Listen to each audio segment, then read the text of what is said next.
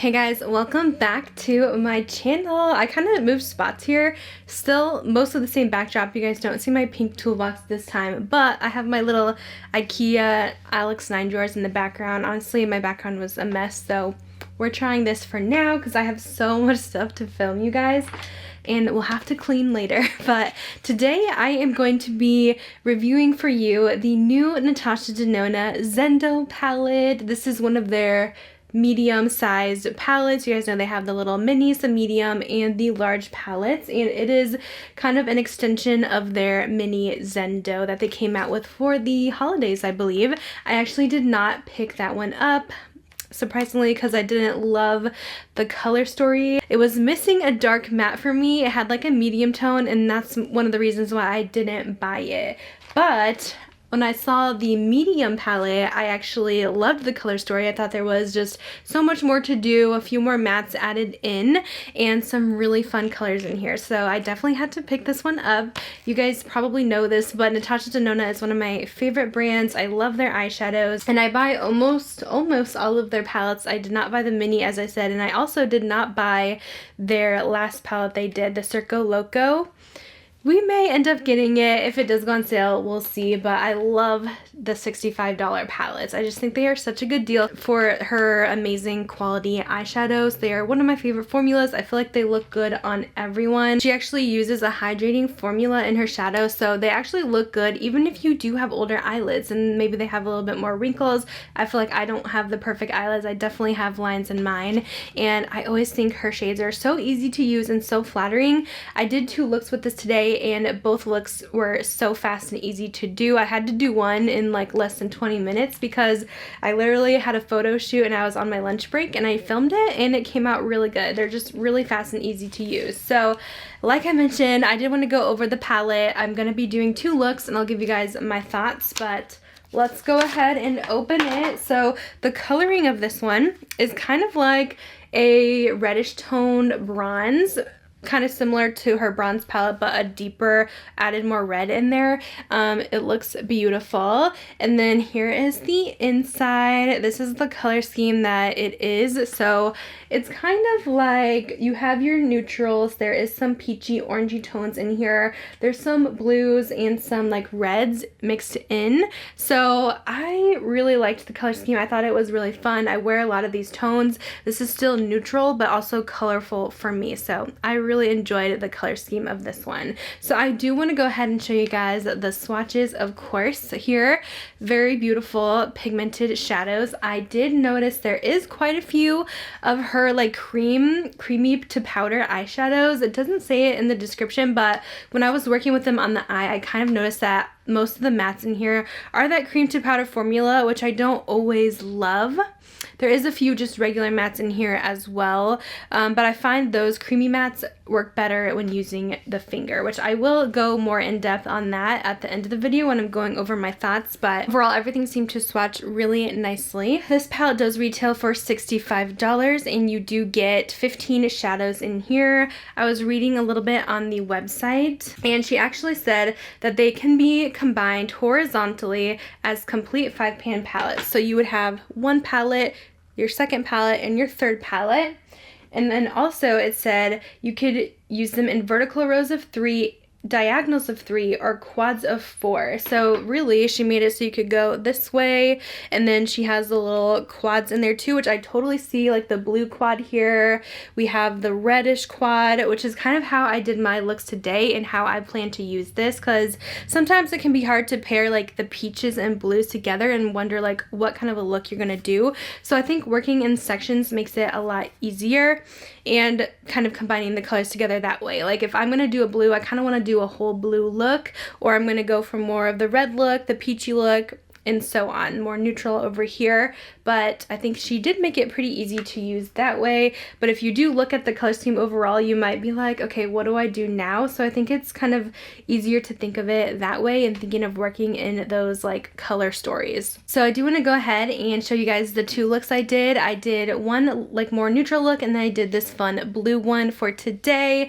I would have done 3, but I just did not have enough time. But I did want to kind of go with the color schemes. The only color scheme I didn't do was like the reds, but I still think think we did some really pretty looks. I know so many people already uploaded their videos already, so I wanted to still upload mine anyway because I know a lot of you guys love to see my looks, even for inspiration if you guys did already buy the palette, so I can give you guys some ideas, and it's just fun for me to test out and give my thoughts on everything anyway. So let's get into the looks. So starting look number 1, we're going to take this peach shade called Relief, and I am just putting this on the crease. This is just a normal matte color and it is super pigmented, so I kind of just wanted that to be very diffused. And the next color we took was the kind of brown called Mindful. I believe this was a cream to powder shade, so I was kind of tapping that in. It took a little bit of blending since it is that special formula, but I was just kind of making sure it was all smoothed out. If you tap in and then blend, it seems to go on pretty easily. For a shimmer, I took the shade Yama. This is a really gorgeous color. It might be one of my favorites in the palette. It has like this goldish green look to it, so I just apply that with my finger all over the lid. I find with these shades you kind of have to use your finger for it. It doesn't work well with the brush. Next, going into Equilibrium. I tried it with this pointed kind of brush, but I didn't really like how it looked, as you can see by my face, so I went ahead and changed brushes and kind of added a little bit more. I wet it a bit more and it went on a little bit better on the lower lash line. And then I'm just concealing that. Since we used some blue, it did get a little bit messy, so I wanted to clean that up a bit. Then I did want kind of a blue liner, so I'm using this teal one from ColourPop, which was a little bit brighter than I was wanting, but I think overall it came out nice. So this is the finished look, and I should have touched up my lash. I think some of my eyeshadow got on there, but overall it looks really good. On to look number 2. I'm starting off with this mint shade called Breathe, or Breath, I guess. It doesn't have an E at the end, but I was not a fan of this color at all. It was one of the cream shades, so it just did not look good on the eyes. So I switched and we're taking a brown called Balance in the crease instead, just something neutral to start the look off. Next, I'm taking the shade Mantra, which is also one of those cream to powder formulas, so I'm just tapping that in and kind of swiping, blending that. It took a little bit of extra time, but overall it was a nice shade. It wasn't like messy or anything like that, which is nice with this formula. I thought it was a beautiful, just like emerald green color. Next, I am taking the mint again, and I wanted to show you guys how you can use this. I would recommend it on the lid, just patting it in the inner corner. I wanted to show how that looks with it, but I didn't use that for the complete look because I wanted to add some more shimmer, but you can use that as just a matte shade to brighten. So instead, I'm gonna take Flow, and I'm showing you how this does not show up with a brush at all. So this palette, you really have to use your fingers with quite a bit, especially for the metallics to get the extra shine, but I did go ahead and add the Relief shade too, just in the crease. I felt like I needed some peach in there for some reason. And then for the lower lash line, I took the shade Zeal and just blended that out. And then I was tapping in that emerald green again just to make it more pigmented. And then this is look number 2. Alright, so for my kind of final thoughts and comparisons here, trying out the palette, I thought it was really beautiful. Like I mentioned, I did create some pretty fast and easy looks with this one. It didn't take much effort, although I do not always love those creamy powder shades. I think this palette could maybe do without this mint. I didn't realize when I first was going to apply that in the crease that it was the cream to powder formula. I didn't think it showed up at all, so then I kind of showed a way where you could just put it on the lid and wear it that way, but I think I could do without that shade in here, or I wish it maybe would have been just a regular matte shadow. I was not a fan of that one.